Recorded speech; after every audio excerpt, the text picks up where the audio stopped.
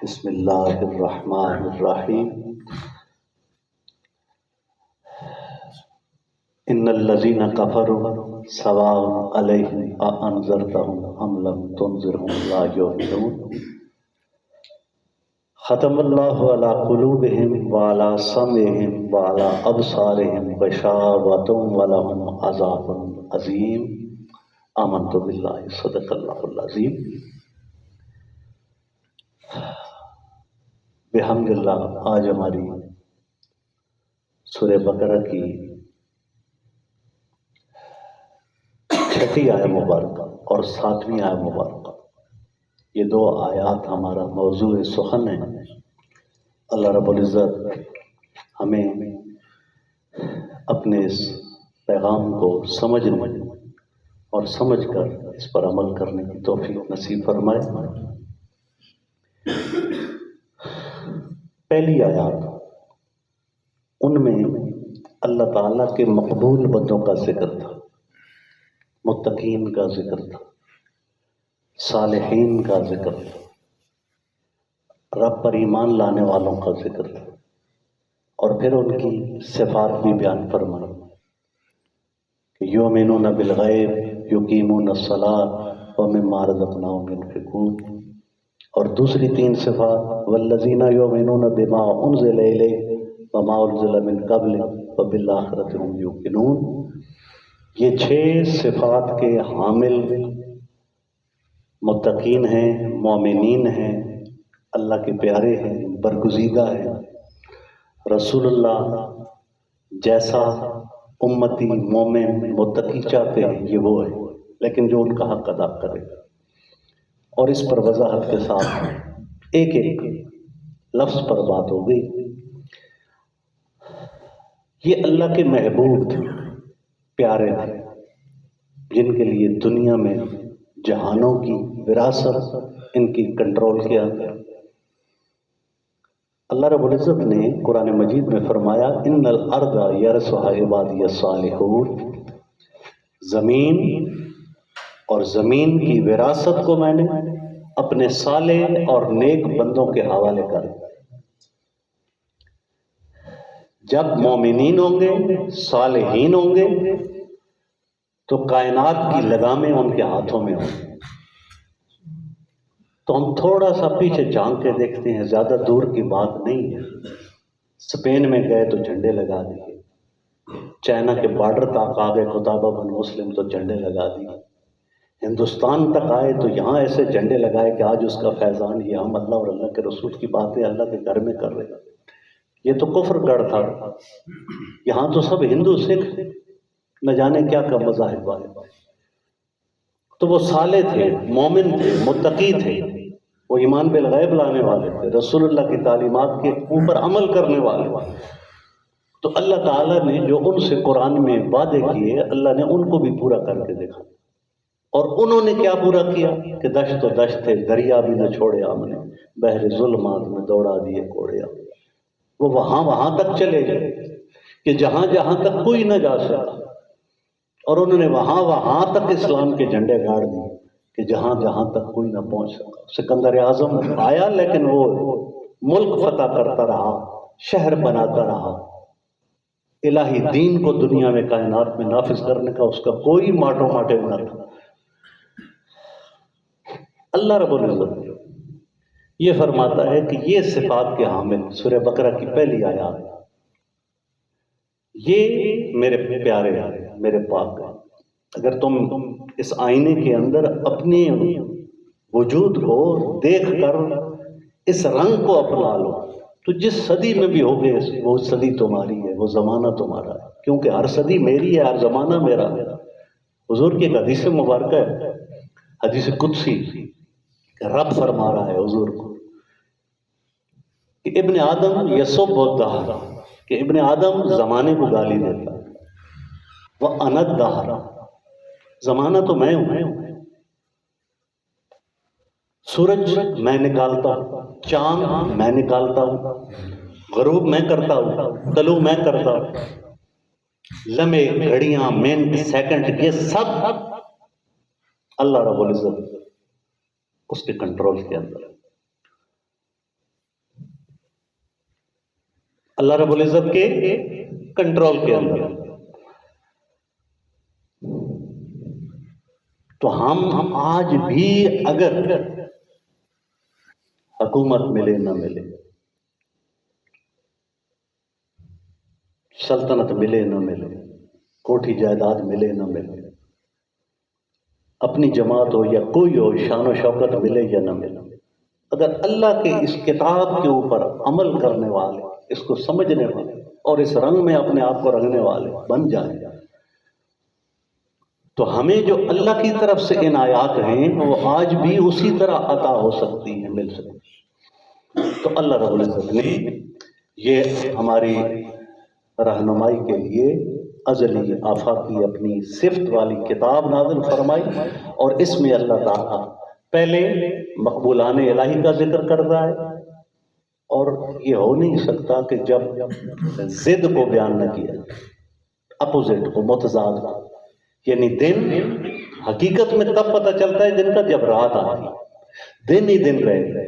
کئی ایسے بھی علاقے ہیں کہ جہاں 6 مہینے کا دن ہوتا ہے، وہاں لوگوں سے پوچھو رات کا کیا ہوتا ہے، اور جب رات آتی ہے دن چلا جاتا ہے، اور جب دن چلا جاتا ہے تو اس کو رات کہتے ہیں. رات تاریکی ہے، ظلمت ہے، اندھیرا ہے، ایک آبادہ مگر نہ طلوع سارے شان قلندر. اس میں تو بڑی راز کی باتیں اللہ اپنی مخلوق کے ساتھ کرتا ہے. لیکن یہ صبح و شام سفید سیاہ ضد سے حقیقی طور پر بات پہچانی جاتی ہے، سمجھ آتی ہے. تو جب اللہ تعالیٰ نے اپنے مقبول بندوں کا ذکر کیا، متقین کا ذکر کیا، پرہیزگاروں کا ذکر کیا، تو اب ضروری تھا کہ جو اللہ کے مردود بندے دھتکارے ہوئے، پھٹکارے ہوئے، جن کو اللہ نے نہ مومن کہا، نہ متقی کہا، نہ صالح کہا، بلکہ کافر کہا، ان کا ذکر آتا. آیت تو ہم بھی پڑھ کے چلے جاتے ہیں، گزر جاتے ہیں، لیکن آیت کی جو طے موتی طے میں کھڑے ہوتے، ساحل سے کچھ پتہ نہیں چلتا، ڈوبنا نیچے پڑتا ہے سمندر کی تہ میں، کوئی سیپی، اس کے اندر موتی، اس کو نکال کے لانا پڑتا. سر سے ہی قرآن یعلمون تعلمون پڑھتے چلے جائیں، 1000 بار پڑھتے رہیں، 60 سال پڑھتے رہیں، لیکن جب اس کے اندر کے راز کو نہیں پائیں گے تو کوئی چیز دل تک، قلب تک نہیں اترے گی، روح تک نہیں اترے گی. اللہ رب العزت اب شروع کر رہا ہے ذکر کس کا؟ مردودوں کا، کافروں کا، مسلمانوں متقین کے مقابل آنے والوں کا. اور اللہ رب العزت نے جس طرح ذکر فرمایا مقبولوں کا، اور پھر ان کی صفات کا بھی ذکر فرمایا کہ ان کی یہ شانیں تھیں، یہ صفات تھیں، ان وجوہات کی بنا پر وہ مقبولان الہی بنے، ان صفات کی وجہ سے انہیں یہ مقام اور رتبہ مقام ملا. تو ایسے ہی پہلے فرمایا گیا کہ قرآن کریم ان پرہیزگاروں کے لیے ہدایت ہے. قرآن کریم ان پرہیزگاروں کے لیے ہدایت ہے، صرف انسانوں کے لیے نہیں، مسلمانوں کے لیے نہیں. ہدن، قرآن ہدایت ہے للمتقین، متقین کے لیے.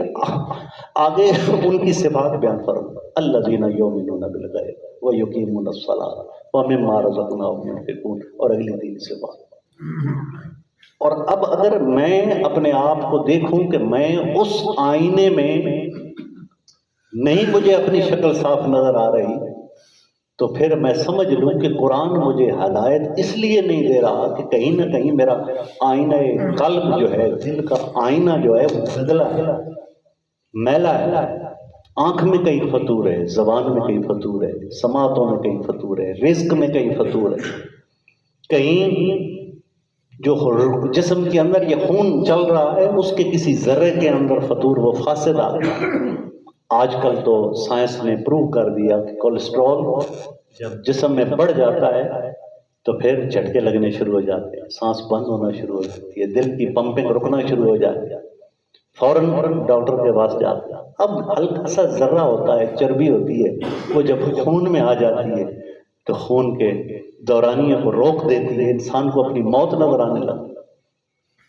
کاش کہ ہماری وہ کیفیت بن جائے کہ اگر کوئی گناہ، کوئی برائی، کوئی بے حیائی، کوئی بد نظری، کوئی بدخلقی، کوئی حرام کا لقمہ ہماری غذا میں شامل ہو کر ہماری روح کو آلودہ کر دے اور ہماری نمازوں کا سرور چلا جائے، ہماری تلاوات کی لذت چلی جائے، تو ہم پریشان ہو جائیں اور اللہ کی بارگاہ میں روئیں کہ مالک کہیں میری روحانی سسٹم کے اندر کولیسٹرول آ گیا۔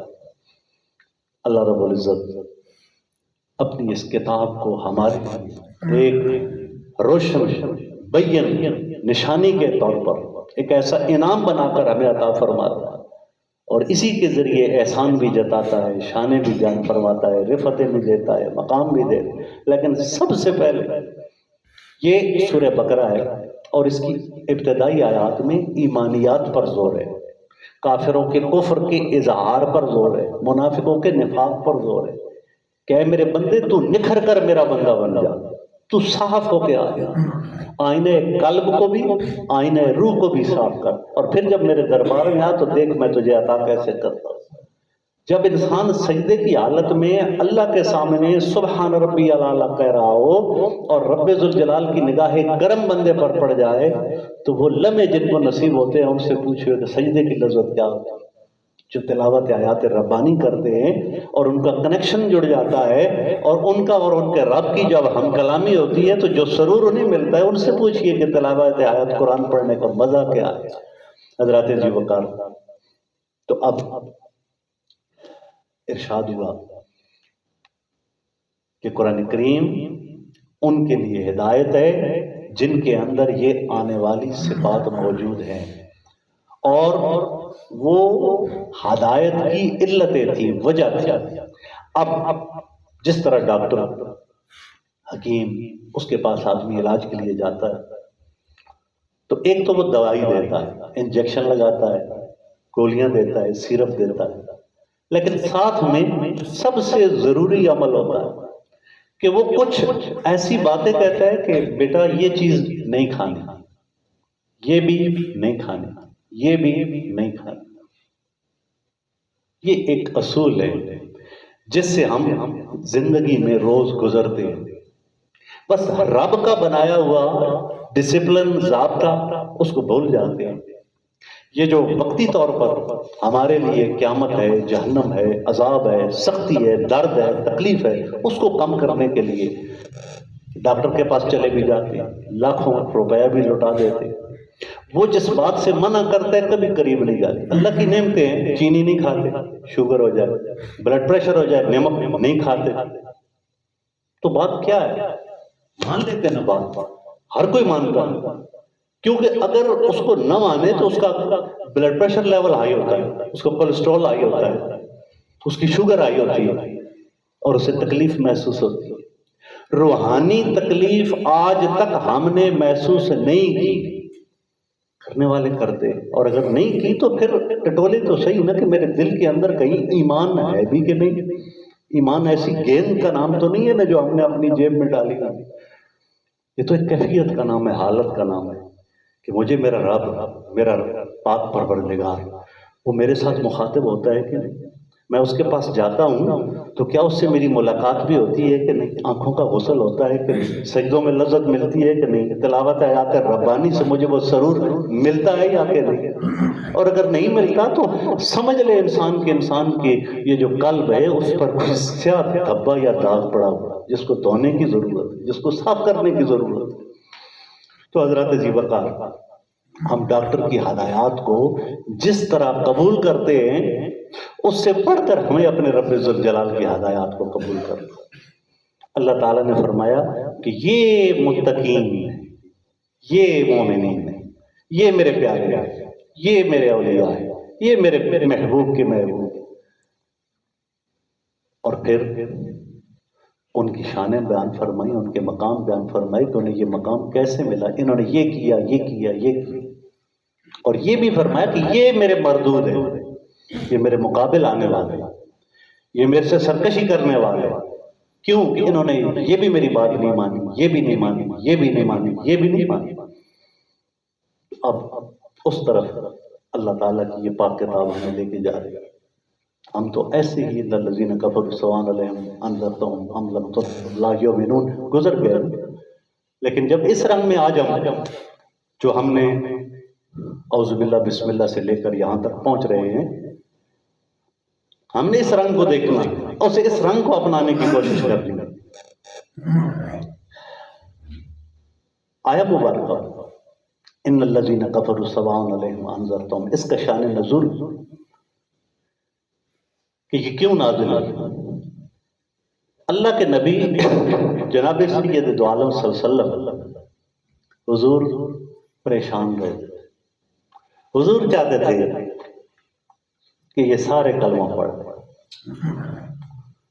یہ جہنم کا ایندھن نہ بنے. اور اللہ نے اپنے محبوب کی کیا شان بیان فرمائی کہ کنتم علی شفا حفرۃ من النار، تم جہنم کے گڑھے کے کنارے تک پہنچ چکے تھے. فانقذکم منہا، میرے اس محبوب نے آ کے تمہیں گرنے سے بچا. عزیز علیہ ما عنتم حریص علیکم بالمؤمنین رؤوف رحیم. یہ میرا محبوب چاہتا ہی نہیں کہ میری امت کسی تکلیف میں پڑے، کسی مشقت میں پڑے. تو میرا محبوب یہ کیسے چاہے گا کہ میرا کوئی امتی جہنم کی آگ میں جلے، کل قیامت کے دن رسوا ہو، ساری امتوں کے سامنے وہ ننگا ہو، شرمندگی کا باعث بنے. حضور اس لیے پریشان تھا. اور جب رسول اللہ صلی اللہ علیہ وسلم کو سیر و فاران کی چوٹیوں پر لے جایا گیا اور حکمت خداوندی سے آنے والے قیامت تک آپ کی امت کے حالات دکھائے گئے، نبی مہربان صلی اللہ تعالی علیہ وآلہ وسلم اس رات سے آپ نے سونا چھوڑ دیا، بستر چھوڑ دیا، لمبے سجدے، لمبے قیام، دعائیں. جناب عائشہ صدیقہ رضی اللہ تعالیٰ عنہا ارشاد فرماتی ہے مجھے ڈر لگ گیا کہ کہیں سجدے میں رسول اللہ کی روح تو نہیں پرواز کر. پھر انہوں نے ہاتھ لگایا، نبی پاک صلی اللہ علیہ وسلم نے سر ناز اٹھایا، سوال کیا تو حضور نے فرمایا، جب مایا صاحبہ نے عرض کی یا رسول اللہ، اللہ تو آپ کے صدقے میں اگلوں پچھلوں کے گناہوں کو معاف فرمائے گا، آپ اتنی مشقت کیوں کر دیں؟ تو آپ نے فرمایا فلا اکون عبدا شکورا، کیا میں اللہ کو شکر گزار بندہ نہ بنوں؟ اور جب اندر کی بات تو رب جانتا تھا نا کہ میرا محبوب بے چین ہے، اپنی امت کے جو بدعمالیاں ہیں ان کو دیکھ کر بے قرار ہے، بے چین ہے. تو اللہ تعالیٰ نے پھر نازل کی سورہ مبارک یا ایھا المزمل، اے کالی کملی اوڑھنے والے، قم اللیل، رات کو اٹھیے، الا قلیل، مگر تھوڑا، نصفہ او انقص منہ قلیلا، نصف حصہ یا اس سے بھی کم کر دیجیے. کتنی بڑی ڈھارس. اور حضور پریشان کس کے لیے؟ تو یہاں بھی مفسرین کرام فرماتے ہیں کہ رسول اللہ صلی اللہ علیہ وآلہ وسلم ان کفار کے لیے پریشان رہتے تھے کہ یہ کلمہ پڑھ. کتنی بڑی حضور کے دل کی حسرت، ورنہ وہ بھی نبی تھے، جناب نوح علیہ السلام، جناب لوط علیہ السلام، کئی پیغمبر کہ جب قوم نہیں مانی بد دعا کی، مالک ظالمین آلو، مانتے نہیں ہیں بات، ان پر اپنا عذاب نازل فرما. کئی سور بن گئے، کئی خنزیر بن گئے، کئیوں کو پتھروں کی بارش، کئیوں کو پانی سے ہلایا. لیکن رسول اللہ صلی اللہ علیہ وسلم آپ نے فرمایا میں نے وہ دعا بھی کل قیامت کے دن اپنی امت کے لیے رب کی بارگاہ میں پیش کرنے کے لیے رکھ چھوڑی. تو پھر ہم کون ہے کہ جو پھر بھی حیا جس کو نہ آئے. حضرات ذی وقار اللہ رب العزت نے یہ آیہ مبارکہ جب حضور کے دل پر بوجھ ہوا تب نازل فرمائی اور اپنے محبوب کو تسلی دی کہ اے میرے پیارے محبوب، نہ تو آپ کی تبلیغ میں کوتاہی ہے، نہ آپ کی زبان پاک کی تاثیر میں کوئی فرق ہے، نہ ہمارے کلام میں کوئی نقص یا نقصان ہے جو آپ ان کو پڑھ کے سناتے ہیں. ان کا ایمان نہ لانا ان کی بد نصیبی ہے اور محرومی ہے. اب بد نصیبی اور محرومی کیا ہے، اسی کو ہم کچھ کھولنے کی کوشش کریں گے. تقدیر کے مسئلے بھی ہیں ان آیات کے اندر. تو جب اللہ تسلی دے رہا ہے اپنے محبوب کو، حضور نبی پاک صلی اللہ علیہ وسلم کو تسلی آئی. اور پھر آیات مبارکہ. جس طرح ہم یہ قرآن پڑھتے ہیں اس سے کروڑ ہا گنا بڑھ کے اس کے انوار و تجلیات کو جذب کر کے رسول اللہ صلی اللہ علیہ وسلم اللہ سے سنا سمجھا اور پڑھا کر. ہمیں تو اس کا کروڑواں حصہ بھی حاصل نہیں ہو رہا.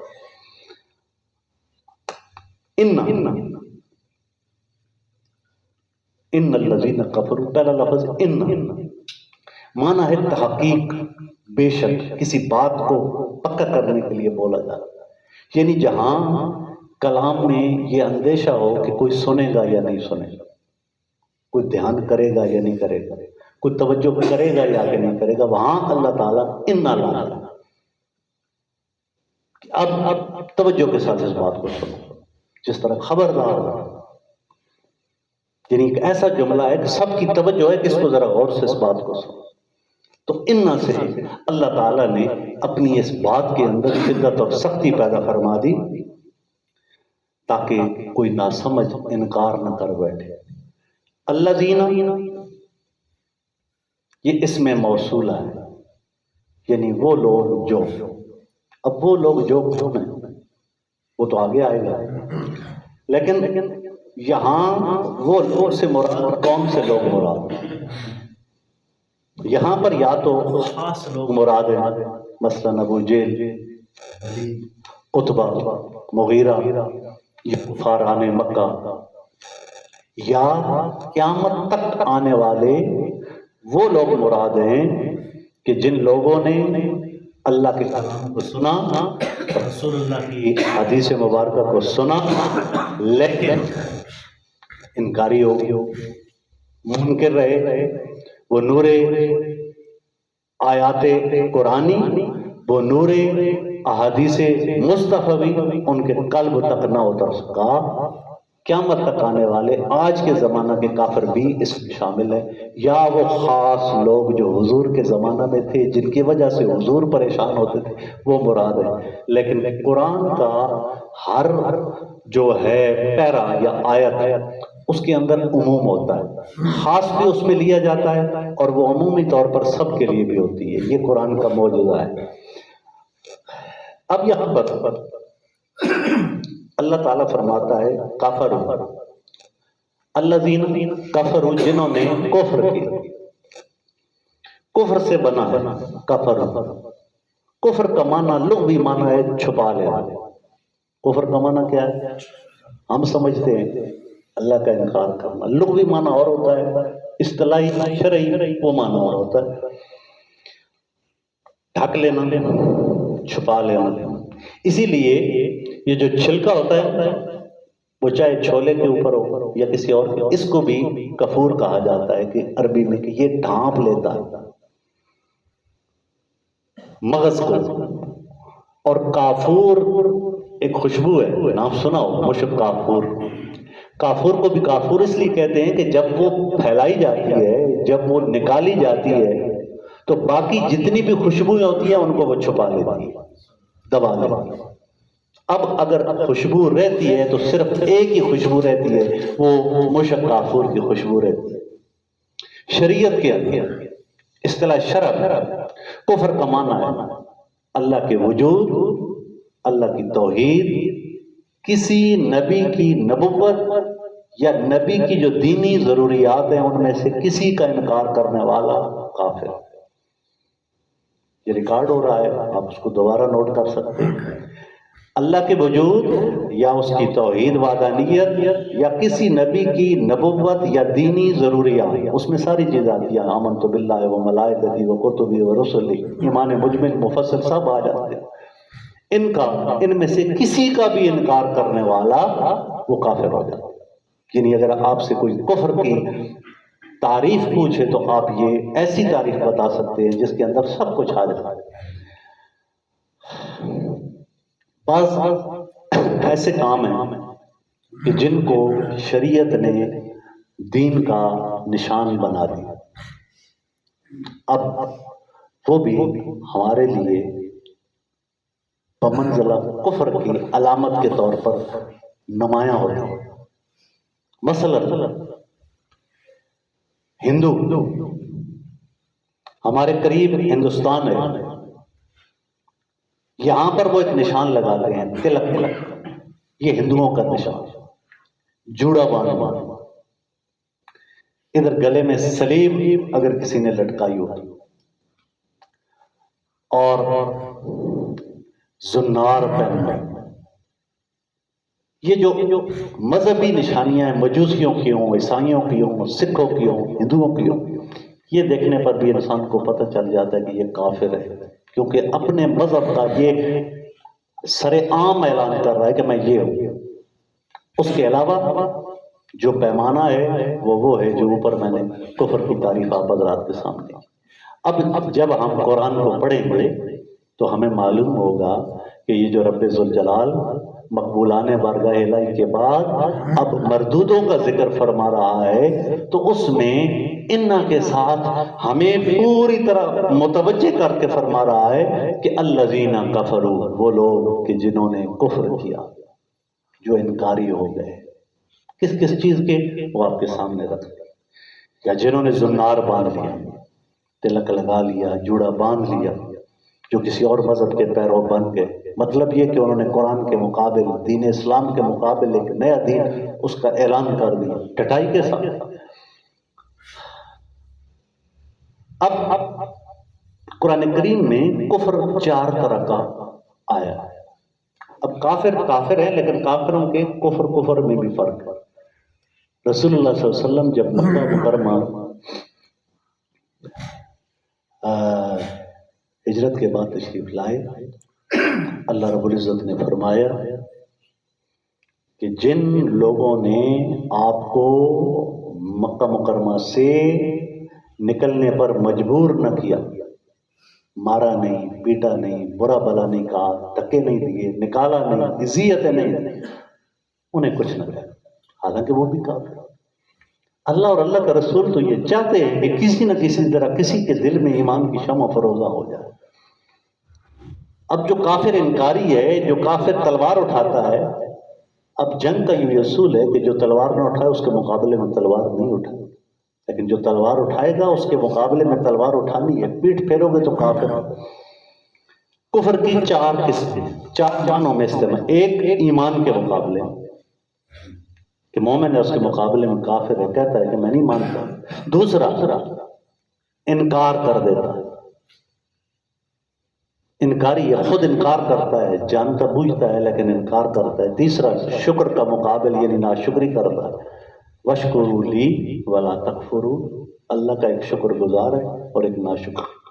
ناشکری کفر ہے، صغیرہ گناہ بار بار کرو تو کبیرہ بن جاتا ہے۔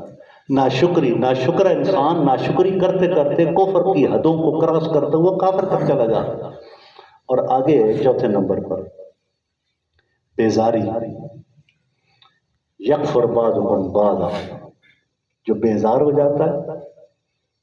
اب کئی ہمیں ایسے بھائی بھی ملتے ہیں جو نماز سے بیزار ہیں، مسجد سے بیزار ہیں، ماں باپ سے بیزار ہیں، پیر و مرشد سے بیزار ہیں، قرآن و حدیث سے بیزار ہیں، تو ان کی حالت بھی انہیں یہ حالت اگر اس پر وہ استمرار رہے تو انہیں کفر کی طرف لے جاتی ہے۔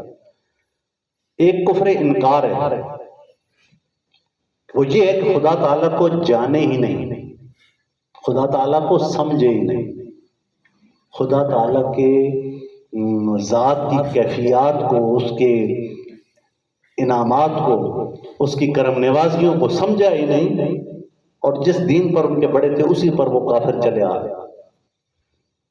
ایک وہ ہے،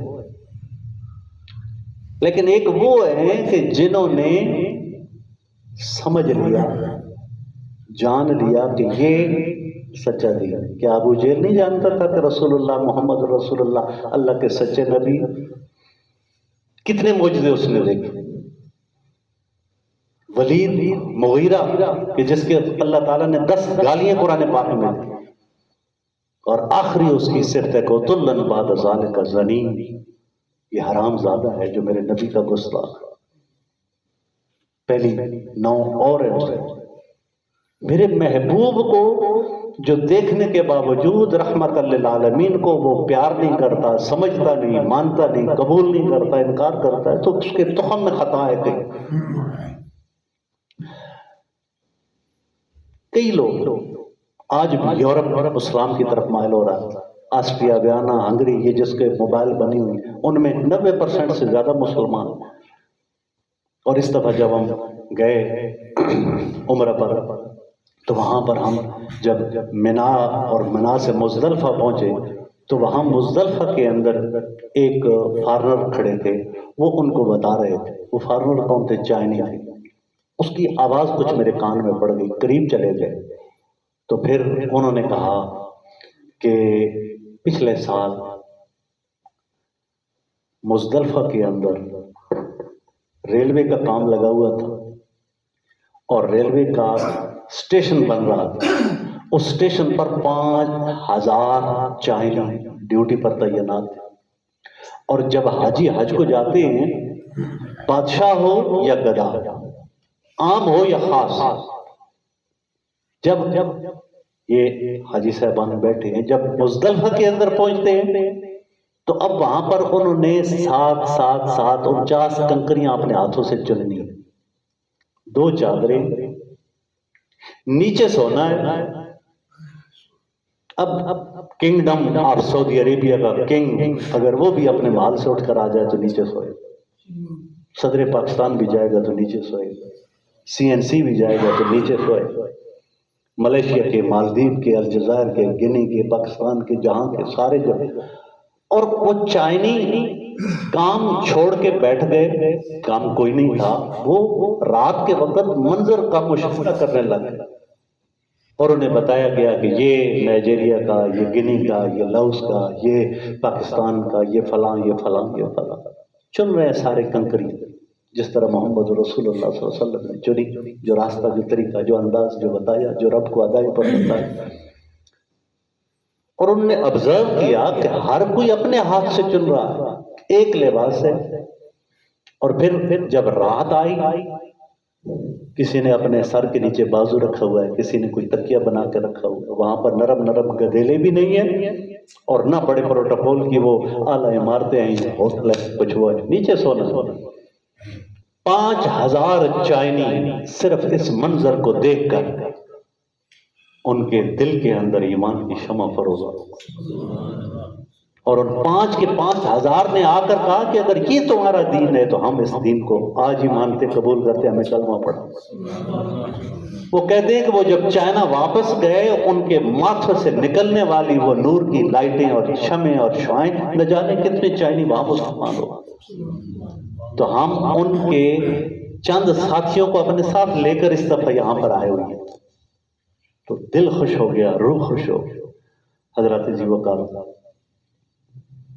یہ بھی کافر ہیں، لیکن ویسے کافر نہیں کہ جیسے کافر مکہ کے اندر جن کو دیکھ کر رسول اللہ پریشان ہو جائے گا.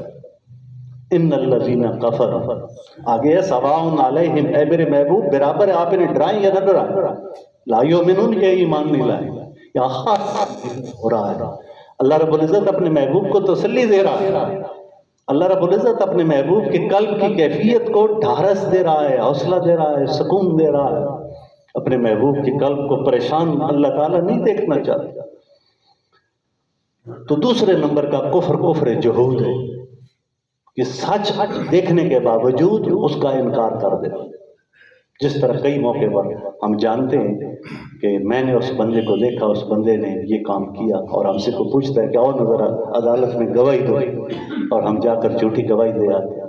پتہ تو ایسا انکار کرنے والا، کیا پھر اللہ کے ہاں ایسے بندے کی قدر و منزلت ہے؟ رسول اللہ نے فرمایا ایسا جو جھوٹی شہادت دے پھر اس کی کوئی شہادت نہیں، پھر اس کے بارے میں جو احادیث کے اندر، جو ہماری شرع اور عقائد کے اندر، مسائل کے اندر آتا ہے، تو اس کا پھر وقار کیا ہے؟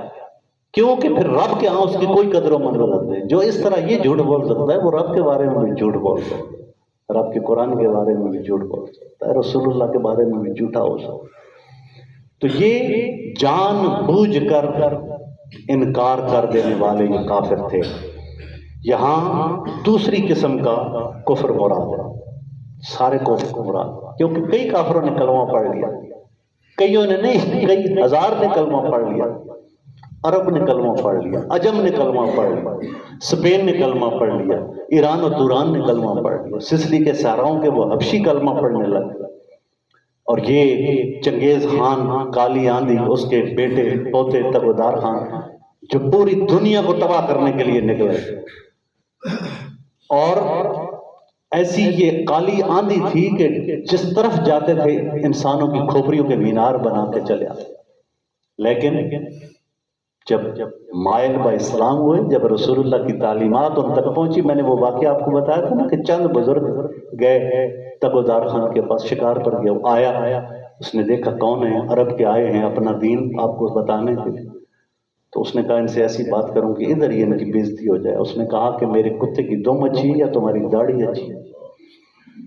اب ہماری طرح ہوتا کوئی جلال میں آ جاتا، انہوں نے کہا کہ ہم تو خود مالک کے کتے، اگر اس کی پیروی کریں، اس کی بات کو مانیں، اس کے ساتھ وفا کریں، تو پھر ہمارے جو داڑھی ہے، ہمارے پاؤں پہ لگی ہوئی دھول جو ہے، یہ تمہاری سلطنت ہے، اور اگر میں اپنے مالک سے وفا نہ کروں تو پھر تمہارے کتے کی دم جو ہے وہ بس بات دل پر اثر کر گئی کہ یہ کیسے دین کے ماننے والے، یہ کیسے لوگ ہیں کہ جن کا جو نظریہ ہے وہ کتنا اعلیٰ عرفہ ہے۔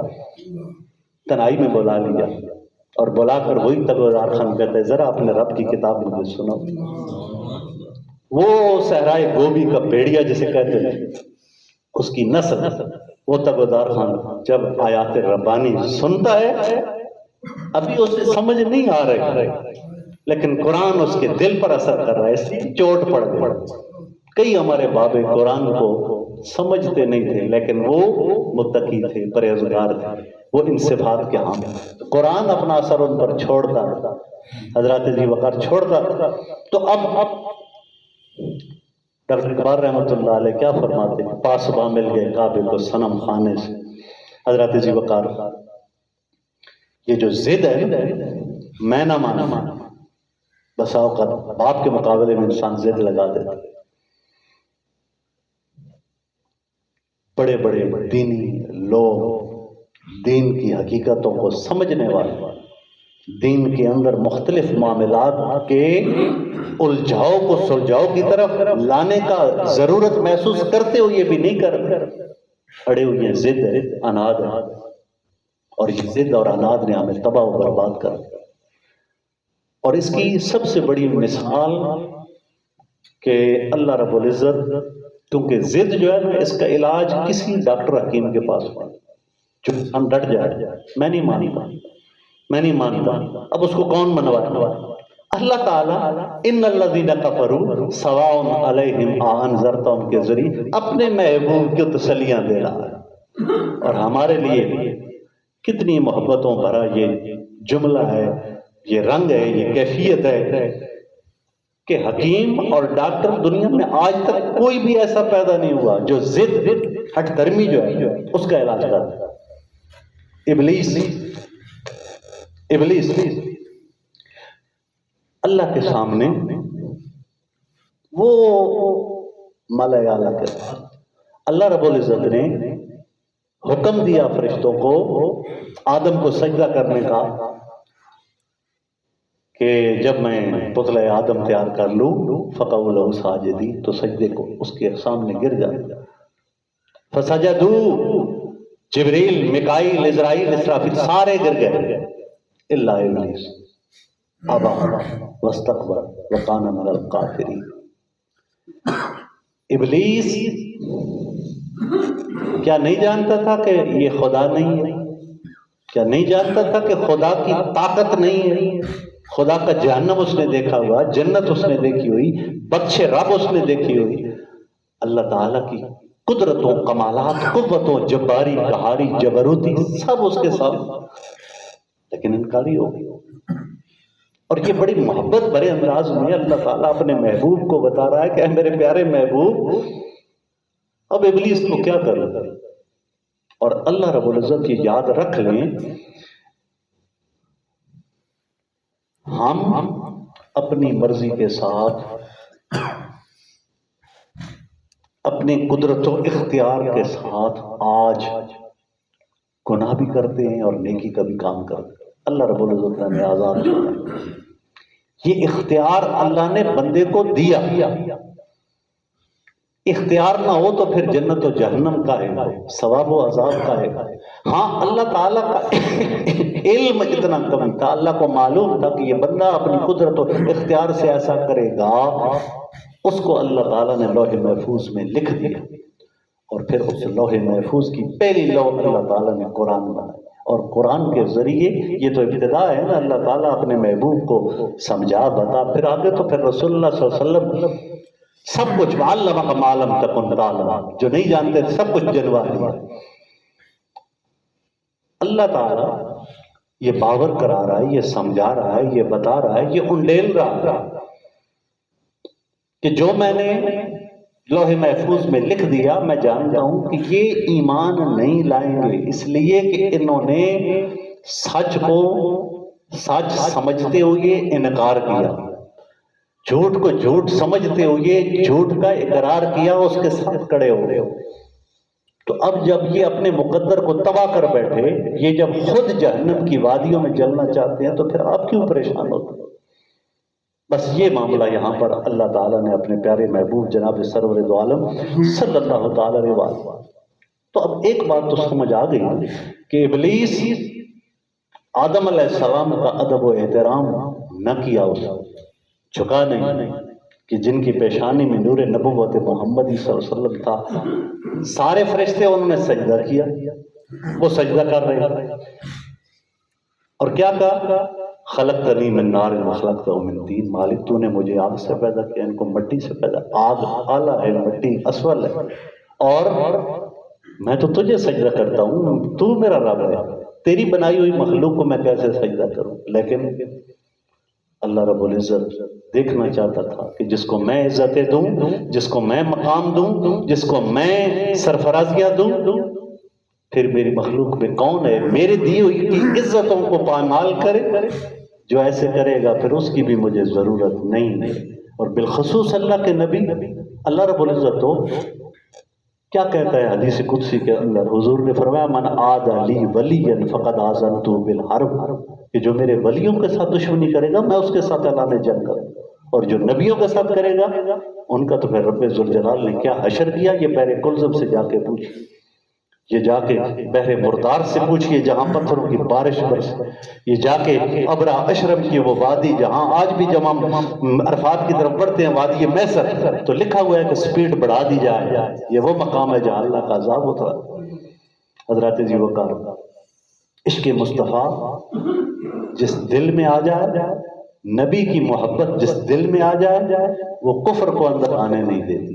اور عداوت مصطفیٰ، عداوت نبوت جس دل میں آ جائے وہ ایمان کو اندر آنے نہیں دیتی. وہ چاہے اس وقت کا ابلیس ہو، چاہے رسول اللہ کے زمانے کا عبداللہ ابن ابی ہو، یا وقت کا کوئی یزید ہو، یا آج کے زمانے کا کوئی منافق یا کافر.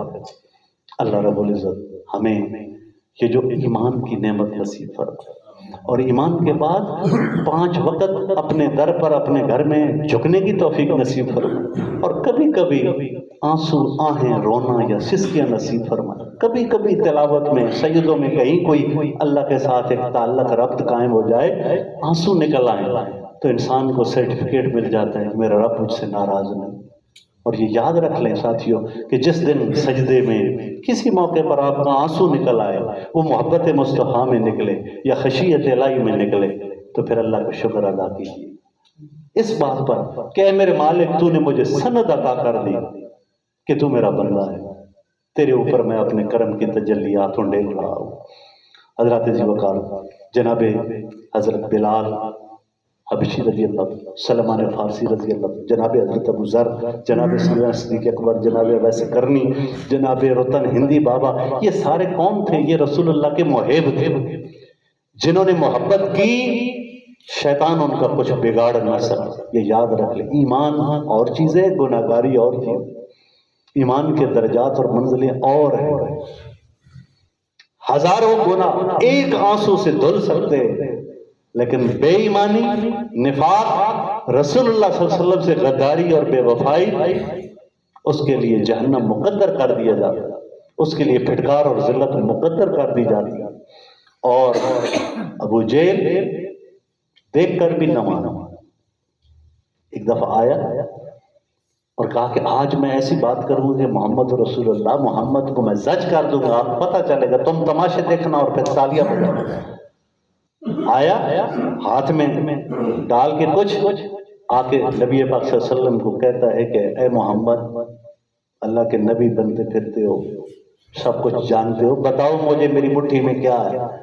حضرت جی وقار حضور نبی پاک صلی اللہ علیہ وسلم چہرے پہ تبسم آ مسکرانے لگے۔ حضور نے فرمایا کہ چچا میں بتاؤں یا تیری مٹھی میں جو ہے وہ بتائے کہ ہم کیا ہیں؟ مٹھی کھل گئی، اندر سے کنکریاں بول اٹھی کہ ہم کنکریاں ہیں، ہماری تعداد اتنی ہے، اور ان سے کلمہ طیبہ لا الہ الا اللہ محمد رسول اللہ کی آواز آ جو یہ معجزہ دیکھنے کے باوجود بھی ایمان نہ لائے۔ ساتھیوں، عبداللہ ابن ابی منافق ہے۔ حضور نبی پاک صلی اللہ علیہ وسلم چونکہ اس کا بیٹا مسلمان ہو گیا، مدینہ کا منافقین کا سردار ہے، نئی مسجد درار بنانے والا، رسول اللہ کے پرلر مقابلے میں آنے والا۔ اب بیٹا کہتا ہے کہ انہوں نے کہا تھا کہ میری نماز جنازہ رسول اللہ پڑھا۔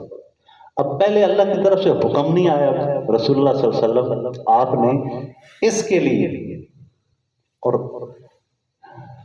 اپنی جو ہے اپنی رحمت للعالمین کی صفت اس کو ظاہر کرنے کے لیے اس کا جنازہ تک پڑھا۔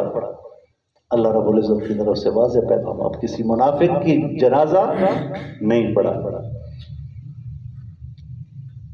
اب رسول اللہ کا عمل ان کے لیے اور ان کا نفاق دونوں کی ایک انتہا ہے۔ فیصلہ کرنے والی فیصل ذات خود رب ذوالجلال کی ہے۔ اور آگے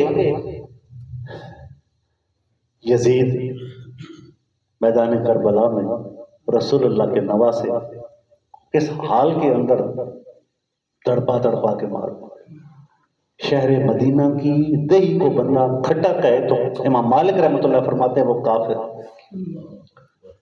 رسول اللہ صلی اللہ علیہ وسلم اپنے حسنین کریمین کے لبوں کو بوسے دیا کر، اور جب امام پاک کا سر دمشق میں لے جایا گیا تو یزید چھڑی کے ساتھ ہونٹوں پر مار رہا، اور اس کی زبان کے الفاظ کیا تھے؟ لیتا شیاخی ببدر شہید، کاش اگر آج ہمارے بدر کے بڑے حاضر ہوتے تو دیکھ لیتے کہ ہم نے کیسے بدلہ لے لیے۔